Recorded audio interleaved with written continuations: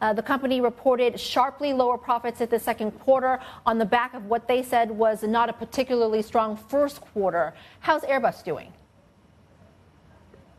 Yeah, so, I mean, you heard from Guillaume there. They've obviously had a lot of supply chain challenges that seem to creep up towards the end of the quarter that have impacted them and caused them to cut the guidance for the commercial deliveries in June, which we can talk through, but Guillaume highlighted there's a number of issues that hit them late in the quarter in terms of engine deliveries being late, and labor is clearly one of the big issues that people in the supply chain talk about. I'd say the second thing that wasn't mentioned in that interview with Guillaume was obviously the challenges in defense and space. So they've taken some significant write-downs and charges in their space systems business. This is on a number of different satellite programs where they've had to review the cost profile, the technology maturity. They've been impacted by supply chain cost increases, supply chain availability, and just general technology maturity. So that was almost €1 billion of incremental cost in the first half of the year, and that comes on top of 600 million of charges last year as well. So clearly massive issues in that space business that they are dealing with. And the company yesterday on the conference call talked about changes they're making in terms of the bidding process, changes in terms of management that they've made in that business. But look, clearly a tough half of the year. They had to change the guidance in June.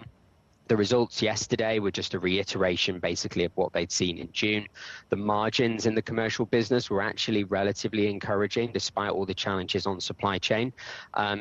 But yeah, there are clearly still a lot of issues in the supply chain that are going to take time to work themselves out.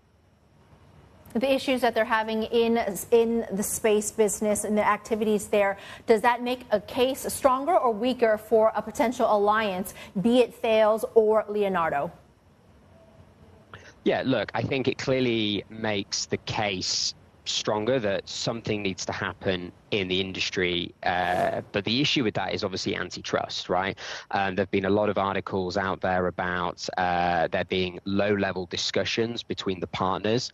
The management team of Thales commented on that on their conference call last week and basically just said there's always discussions around these sorts of alliances. So, look, we'll have to wait and see. Antitrust is obviously going to be the big issue when it comes to space in Europe. But there is no doubt that the industry, the telecom industry in the satellite industry, things like Earth observation, navigation, it is a very, very challenging industry with very, very low margins, fixed price contracts. The companies clearly are taking a lot of losses.